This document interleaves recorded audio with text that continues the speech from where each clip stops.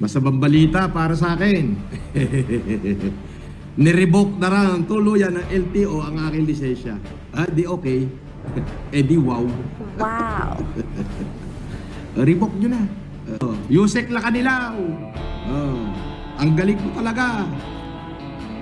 Wala man lang wala man lang pagkakataon sumagot Kahapon, show cause order, supposed to be. Sasagot kami ngayon. Nagpe-prepare na kami.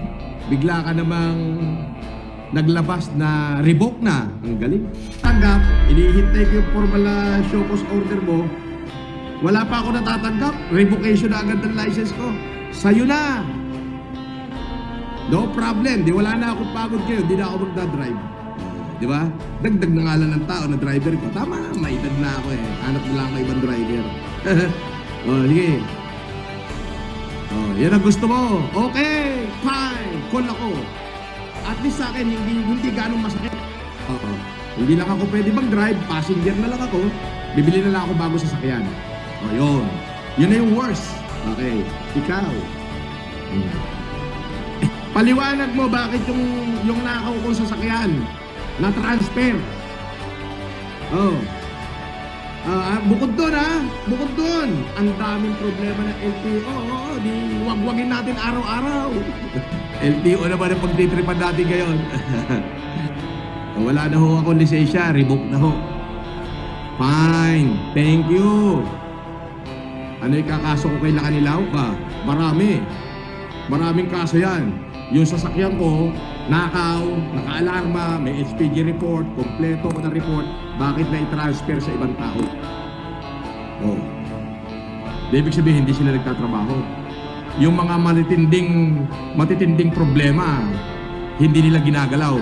Dahil nagtitrending ako ngayon, okay, sumakay sila. Okay, fine. Good. Abuse of power. Bukod sa abuse of power, sobra.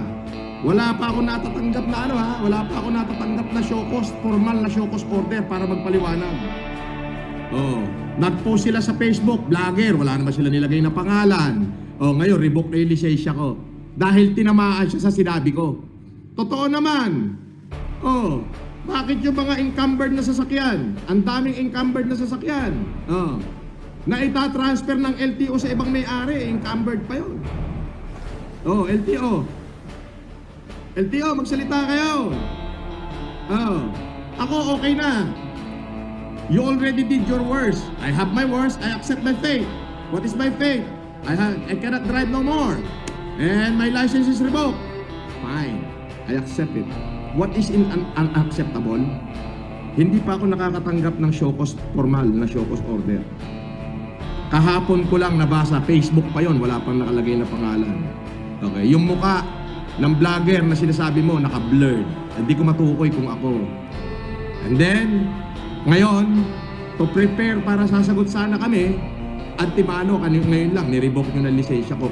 Eh di kupel ka, Marcos Lacanilaw. Malaki kang kupel.